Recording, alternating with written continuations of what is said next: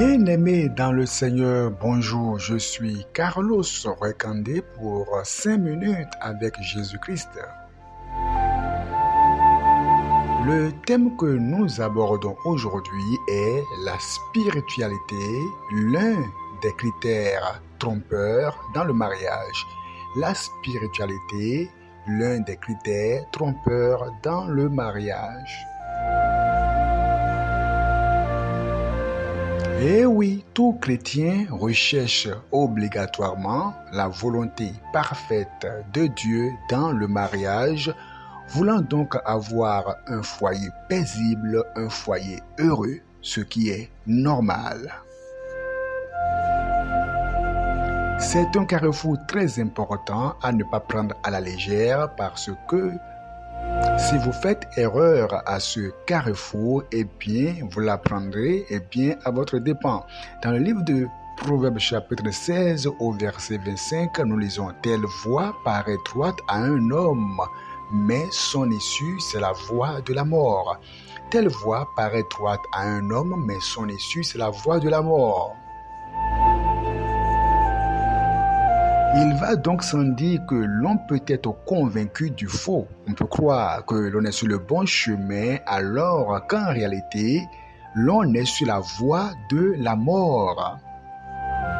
Certes, les chrétiens savent que pour se marier, ils ne doivent pas se marier avec des personnes qui ne sont pas dans le royaume de Dieu.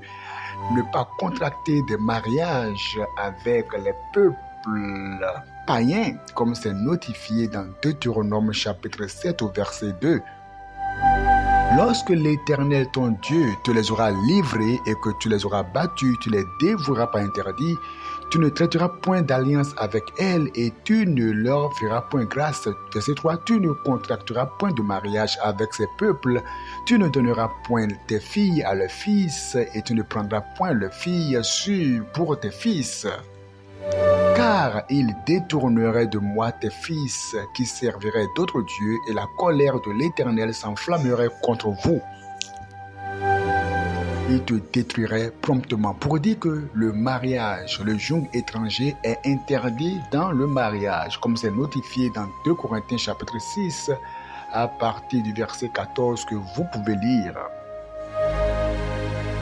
Mais il y a une autre erreur que les chrétiens commettent. Ils savent déjà qu'il ne faut pas contracter un mariage avec les peuples païens, mais à la recherche de l'homme de vie ou de la femme de vie, il y a plusieurs qui maintenant se basent uniquement ou fondamentalement sur la spiritualité du conjoint ou bien de la conjointe, c'est-à-dire de l'homme en question ou de la femme en question.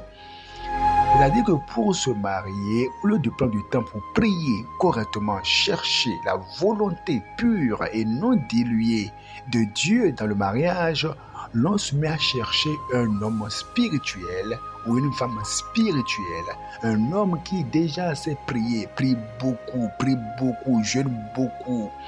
Un homme qui peut parler en langue pendant 1 heure, un homme qui prie, qui transpire, un homme qui prie, les miracles s'opèrent. On se base maintenant sur la spiritualité pour se marier. On n'est plus prêt à fermer les yeux et à chercher l'homme de vie, la femme de vie dans la prière et que Dieu puisse parler. Mais hélas, non. Toutes les filles de l'église cherchent cet homme-là, l'homme qui prie avec tellement de bruit, avec tellement de gesticulation. C'est cet homme-là que toutes les filles de l'église veulent. Oh, cette fille qui a l'air si sérieuse. Oh, et tout le monde voit qu'elle est sérieuse. Eh bien oui, elle prie et puis on voit en elle la consécration dans la prière. Quand elle chante, oh, elle est en esprit. Tout le monde témoigne d'elle. Eh bien c'est fini. Tous les hommes veulent marier cette fille-là. Personne ne veut en réalité se marier pour après aider cet homme-là à atteindre un autre niveau spirituel. On veut déjà un homme qui est déjà à un niveau spirituel très élevé ou une femme qui a un niveau spirituel très élevé. On se base sur la spiritualité de la personne pour vouloir se marier.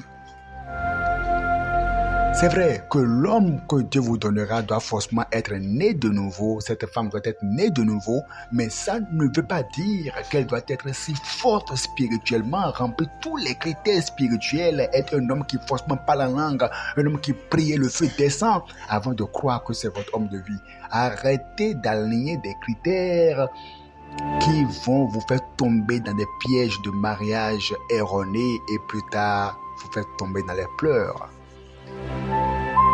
Cherchez la volonté de Dieu dans le mariage.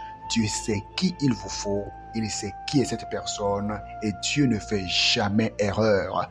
Alors sachez une chose, vous avez à prier. Que le Seigneur vous bénisse.